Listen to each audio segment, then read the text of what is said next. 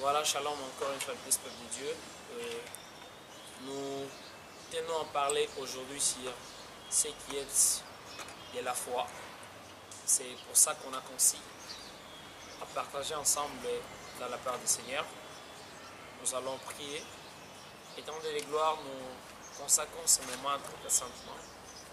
Permets qu'il soit au rendez-vous afin de parler à nos âmes et nos esprits. Vivifie encore notre foi afin d'être affermi et attaché à toi dans le nom de Jésus. Amen. Voilà, c'est ce que je disais encore tantôt, que pour ce jour, nous allons essayer de parler de ce qui est de la foi. Et nous aurons au moins 7 points que nous allons essayer de débattre avec le Saint-Esprit pour ce qui est de la foi. Et nous n'y parlerons pas de la foi sans pour autant tenter essayer de définir c'est quoi la foi. Bibliquement parlant, nous allons parcourir la Bible avec les textes basiques.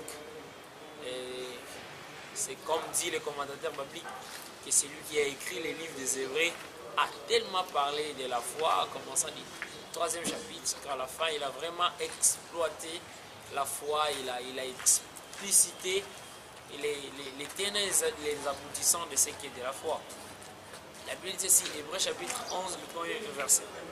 Elle déclare: or, la foi est une ferme assurance des choses qu'on espère, une démonstration de celles qu'on ne voit pas.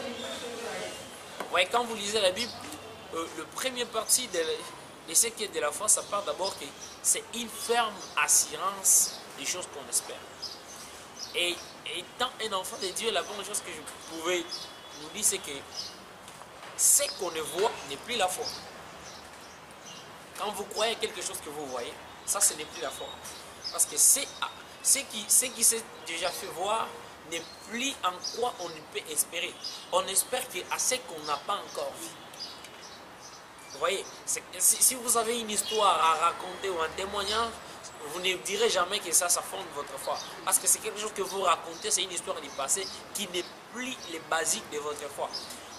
Donc, je dirais, comme la Bible le dit, c'est pas moi, c'est pas ma théorie, c'est la Bible qui le dit, que la foi est une ferme assurance des choses qu'on espère. Tout en étant un enfant de Dieu, la bonne chose que j'aimerais nous rassurer et nous confirmer que nous devons toujours espérer. Et notre foi doit être basée premièrement pour ce qui est du royaume des cieux. Nous devons croire qu'un jour, il y aura l'enlèvement de ce monde, tout ira à la fin et nous allons nous rencontrer avec notre Seigneur Jésus-Christ. Mais ce qui est le plus important encore, c'est cette deuxième partie, soit les parties B de la définition de la foi. La Bible dit que c'est une démonstration des choses qu'on ne voit pas. Vous voyez, c'est ce que même la Bible dit en Jacques, que vous ne pouvez pas vous prédire que vous avez la foi, et si cela n'a pas des œuvres. Donc la foi sans les œuvres, c'est une foi morte. La foi, c'est la démonstration de ce qu'on espère. Il y a des gens qui traversent des moments difficiles, compliqués, auxquels ils aspirent un jour parvenir à une matérialisation de quelque chose qui va les satisfaire et parvenir dans la réalisation de leurs rêves. Mais ils espèrent toujours, sans pour autant parvenir à la matérialisation de ces choses. C'est pour ça que ce n'est pas la foi. Quand on parle de la foi, c'est-à-dire, vous quittez d'abord le premier stade qui est l'espérance, la croyance, une ferme assurance de quelque chose que vous désirez voir, que les yeux n'ont pas encore vu, mais votre esprit s'est déjà attaché à ces choses-là. Mais le deuxième motif est maintenant parvenir à la matérialisation de cela. Donc, vous pouvez mettre votre foi en exercice, c'est-à-dire parvenir à concrétiser ce que est le fruit de votre imagination. C'est alors que vous parlerez de la foi. Vous voyez, je pense, je désire parvenir là où vous êtes. Et qu'est-ce que je fais? Je parle au travers de ces vidéos. Et cela va vous parvenir à travers les émetteurs, à travers les réseaux. Et vous serez aussi en contact avec moi.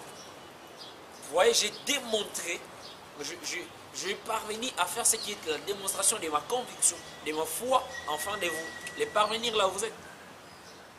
La deuxième chose que j'aimerais parler de la foi, c'est que la foi doit avoir comme source la parole de Dieu. Une chose est sûre et certaine, c'est que Abraham, tout en marchant avec le Seigneur, il a connu tellement de choses, mais quand Dieu disait toujours, Abraham s'attachait à cette parole.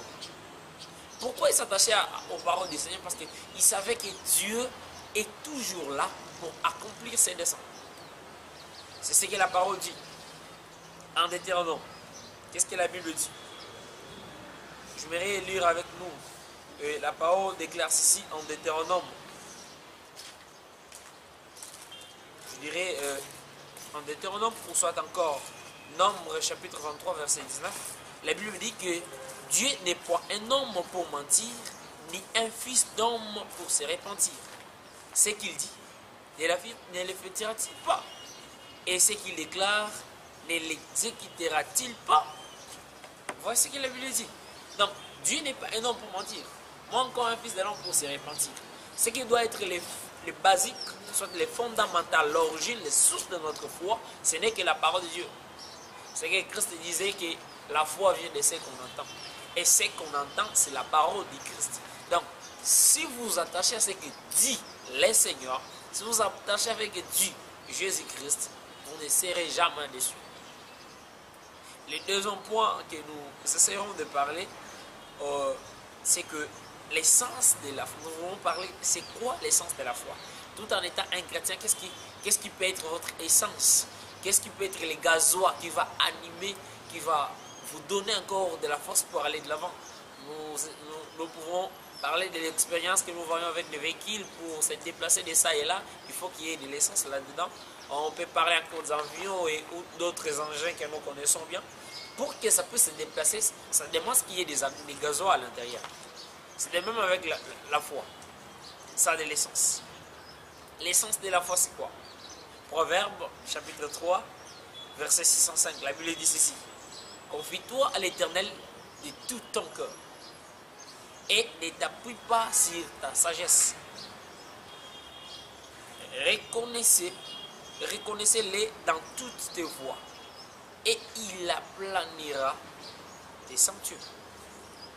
Voyez-vous, si vous voulez motiver, si vous voulez avoir de l'essence pour votre foi, l'essence que je vous donne, c'est vous confier à Dieu et ne pas vous marteler sur votre sagesse. Des gens qui estimaient se baser sur leur sagesse, ce sont des gens qui se sont toujours retrouvés au bout. Est-ce que pouvez-vous penser de ces généraux qui est venu? Il est venu, il s'est dit, je pars en Israël pour chercher qui peut me guérir de ma lèpre. Comment aurais-je la guérison de ces lèpres qui me prend tout ce temps?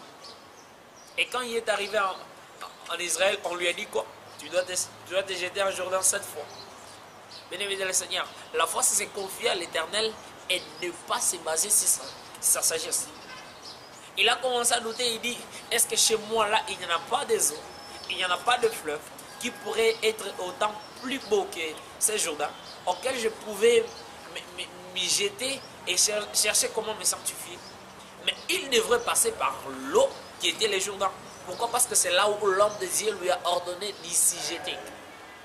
Et voyez-vous, la suite de l'histoire, c'est que quand il a obéi, quand il s'est confié à ce qu'a dit l'homme de Dieu, quand il s'est confié à ce qu'a dit l'Éternel, parce que dans l'ancien temps, on disait toujours ainsi parle l'Éternel. L'Éternel ne parle qu'au travers de ses serviteurs. C'est quand il a entendu l'ainsi parle l'Éternel, quand il a obéi à ça, il a oublié sa sagesse, il a oublié ses connaissances. C'est alors qu'il a expérimenté, il a eu de l'essence qui a permis en fait que sa foi puisse marcher. Il s'est jeté, il s'est rejeté, jusqu'à ce qu'il est arrivé à la 7e fois et tout d'un coup, soudainement, il a vu que sa lèpre était disparue de lui. La disparition de sa lèpre était basée sur quoi? Parce qu'il a su l'essence de la foi. Il a entendu, il s'est confié à l'Éternel. Parlant de l'essence de la foi, je prends encore nous assurer que nous pouvons voir dans Psaume chapitre 37, du 6 au 16e verset, la Bible dit ceci: confie-toi à l'Éternel et pratique le bien. Aie le pays pour demeure et la fidélité pour pâturage. Fais de l'Éternel tes délices et il te donnera ce que ton cœur désire. Recommande ton sort à l'Éternel, mets en lui ta confiance et il agira. Il fera paraître ta justice comme la lumière et ton droit comme le soleil à son midi. Ce qui peut faire, ce qui est comme les deuxième astuce que je peux nous léguer, qui sera comme essence de notre foi, c'est d'abord se confier à Dieu. Après avoir se confié à Dieu, c'est lui abandonner ce qui est le désir de notre cœur. Nous devons parler toujours au Seigneur, lui dire qu'est-ce que nous désirons, qu'est-ce que nous attendons de lui. C'est en confessant après que vous ayez confessé auprès du Seigneur, vous parlez à Dieu, et à fur et à mesure où vous confessez à l'Éternel, il agira à votre faveur. C'est suite à votre confession auprès du Père qu'il va agir. Oui, l'Éternel vous confie à lui, mais il faut aussi déposer vos fardeaux auprès de lui. Et pratique également les biens. C'est ça la foi. L'essence de la foi, c'est ça.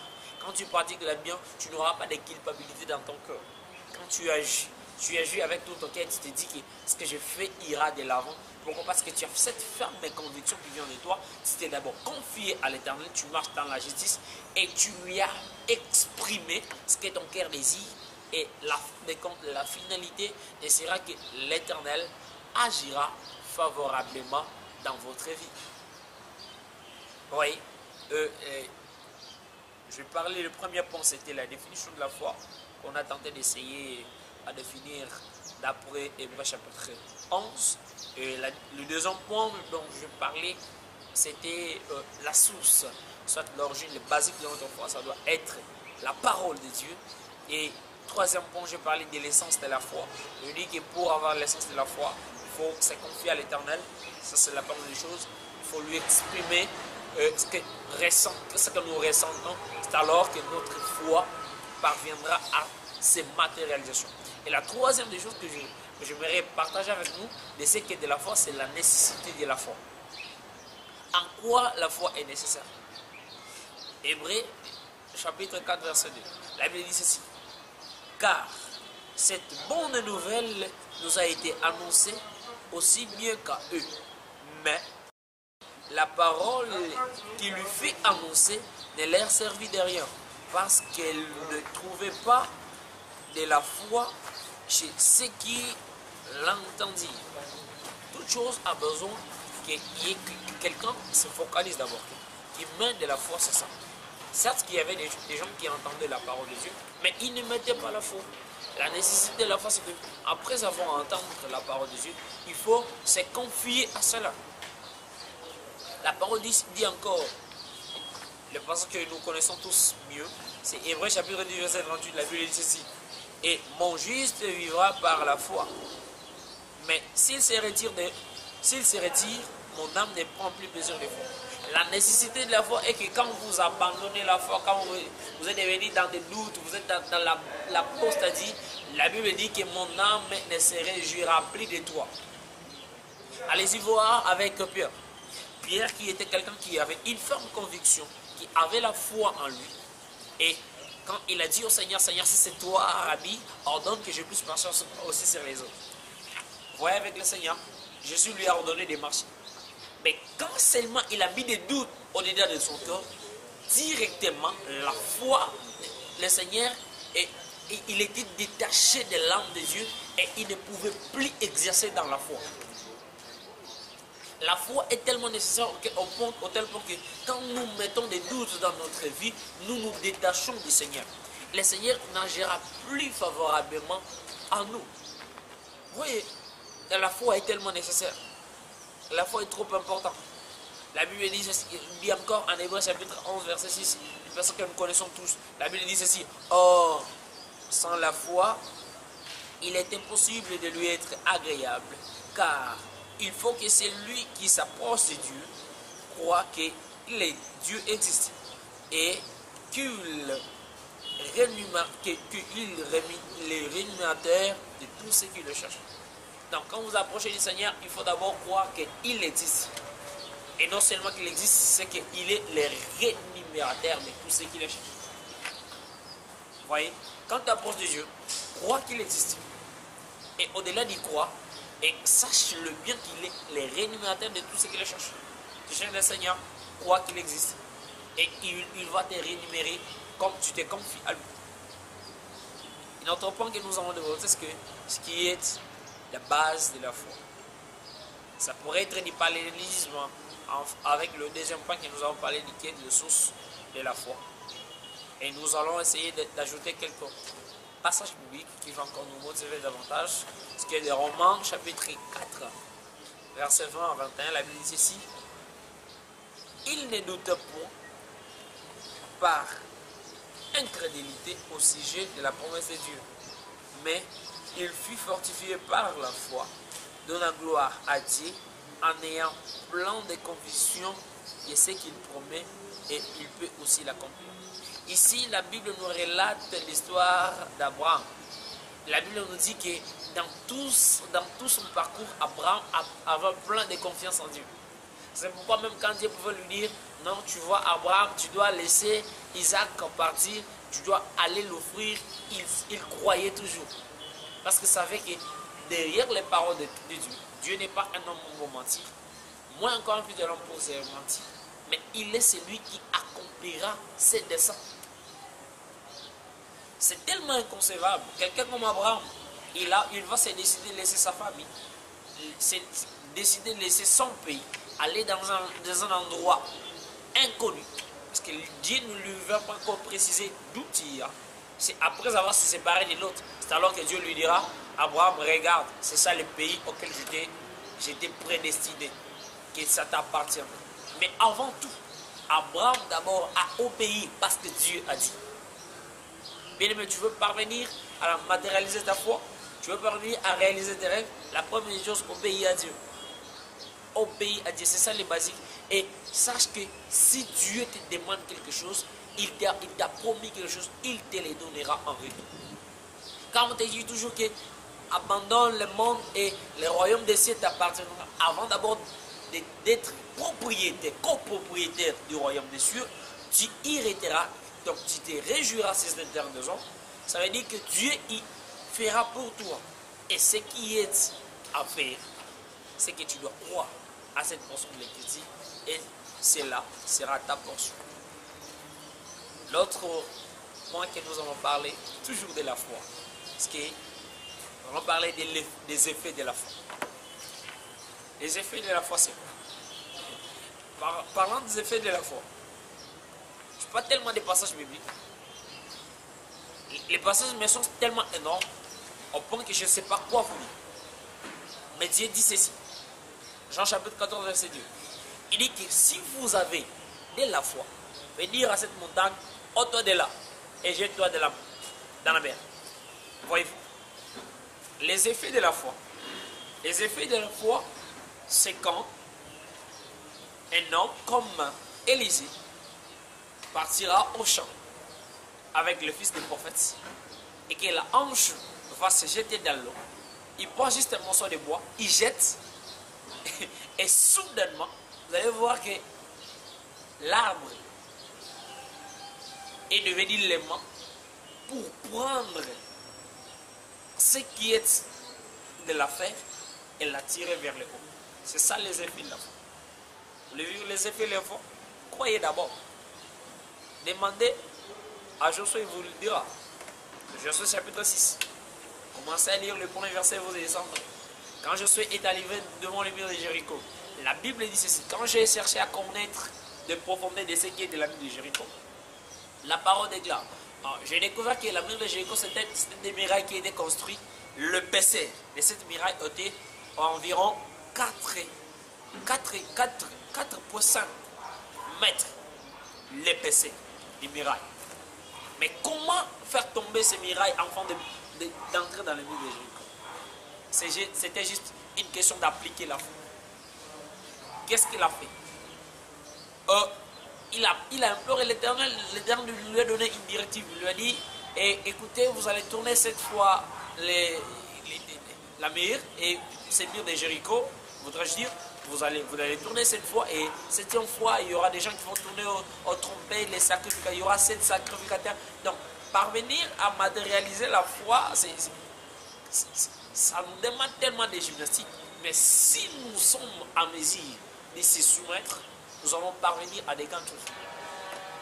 Des grandes choses comme l'effet de la foi, c'est quand vous voyez les miracles que je viens de vous narrer, je viens de vous raconter quelque chose qui pouvait coûter 4 ou 5 km d'épaisseur de ces miracles. Et quand seulement les gens se mettent à tourner ici en criant et en adorant Dieu, juste à faire cela, juste avec les acclamations, parce que seulement ils acclamaient pour Dieu, et directement ce miracle va se fondre. Certains commentateurs bibliques disent que ce n'était pas possible, ce n'était pas faisable que ces miracles puissent, que ça puisse se séparer comme ça. Non, avec l'épaisseur, c'est quelque chose qui ne devait que se fondre comme ça. Ça entre dans la terre et les gens ont foncé et ils ont entré en Jéricho. Pourquoi? Parce qu'ils ont mis leur foi en exemple. Les effets de la foi sont énormes. Les effets de la foi. Les effets de la foi, c'est quand Jésus se trouve devant les filles Dieu. Et il voit que non, ces filles, tu n'as pas porté de fruits. Et comme tu n'as pas porté, je te déclare maintenant, tu dois sécher. Et ces filles gâchent ceci. Pourquoi? Parce qu'il s'est rencontré avec quelqu'un qui avait une forte conviction en lui. Qui savait d'abord, en premier lieu, que la foi, c'est une démonstration de cet entendement-là. Il devait démontrer ce qui est passé dans sa tête. J'aimerais aller encore plus vite pour parler encore d'un petit point. Peut-être que tu commences maintenant à te demander. Tu as hâte d'agir dans la foi. Mais tu te demandes comment agir dans la foi. Quelle est la mesure qu'il te faut pour agir dans la foi? Pour agir dans la foi, la mesure qu'il te faut. Ne t'inquiète pas, le Seigneur en a parlé ça. C'est dans la Bible. Nous allons lire. Luc chapitre 17, verset 5 à 6. La Bible dit ceci. Les apôtres dirent au Seigneur, augmente-nous la foi. Et le Seigneur dit, si vous aviez de la foi comme un grand de sénévé, vous diriez à ce sycomore, déracine-toi et plante-toi dans la mer, et il vous obéira. Donc la foi, si vous voudrez savoir quelle est la mesure qu'il vous faut pour agir dans la foi, c'est juste une petite mesure. Les grains de sénévé, c'est des petites graines auxquelles Christ a fait allusion, et il vous dit, il n'a pas parlé de n'importe quel arbre, il a parlé de sycomore. Pour ceux qui sont des botaniques savent comment est composé l'arbre des sycomores. Mais il dit, si vous avez juste de la foi, comme ces grains de sénévé, des petites graines comme ça, vous agirez au tel point que vous allez ordonner à cet arbre des racines d'ici et va de là. En fait, la foi, agit. Et le mesure de la foi, c'est juste des petites choses comme ça. Et ça va vous amener à aller trop loin, agir avec le Seigneur. La foi ne demande pas que cela soit grandiose ou quoi qu'il en soit, non. Ça demande juste votre conviction au Seigneur. Même si petite que ça soit, mais le Seigneur vous amènera plus loin, vous agirez de grandes choses dans votre vie. Les effets de la mesure de la foi. Ça demande juste votre croyance. Crois, même un tout petit peu, crois seulement. Et tu vas agir avec Dieu. Et avant mon dernier point, je vais parler des tests de la foi. Beaucoup de gens ne savent pas quand est-ce que Dieu nous teste dans la foi. Je vais lire avec nous ensemble en Jacques chapitre 1er, les versets 10 jusqu'au 4e verset. La Bible dit ceci. Mes frères, regardez comme un sujet de joie complète les diverses épreuves auxquelles vous pouvez être exposés. Sachant que l'épreuve de votre foi produit la patience. Mais il faut que la patience accompagne parfaitement son œuvre, afin que vous soyez parfaits et accomplis sans faille en rien. Ici, qu'est-ce que j'aimerais vous dire? Que les tests de la foi, ce sont juste les épreuves de la vie.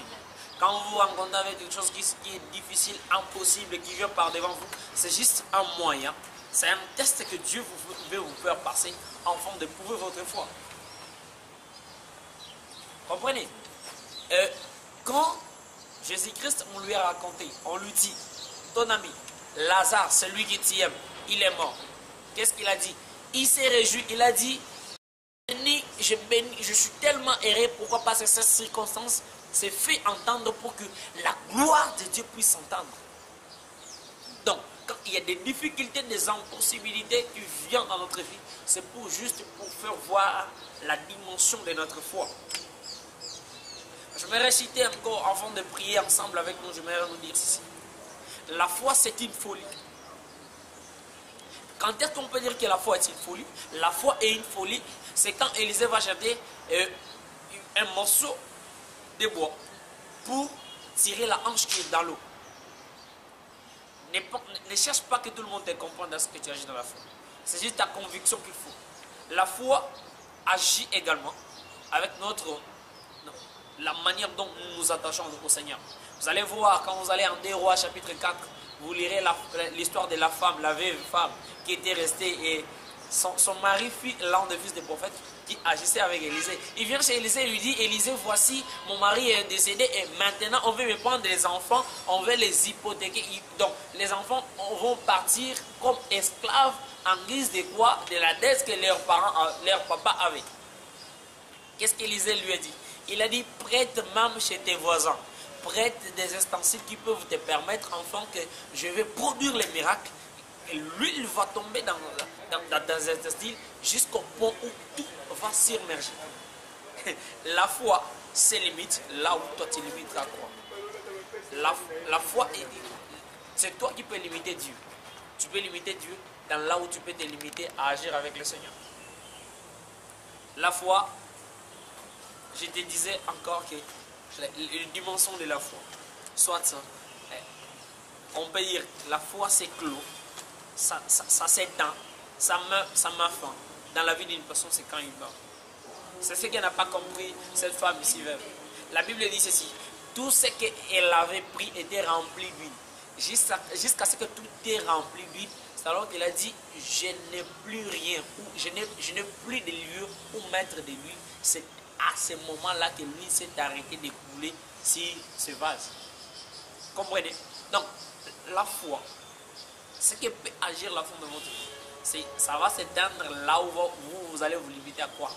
Et si jamais vous croyez toujours et encore, Dieu continuera toujours et encore d'agir dans votre vie. La foi, c'est démontrer ce qui est nos conceptions. Vous voyez, même les gens de ce monde, ils peuvent vous dire ceci. J'ai entendu même les gens de ce monde dire que l'imagination est plus que le savoir. Non, la foi est plus que la connaissance.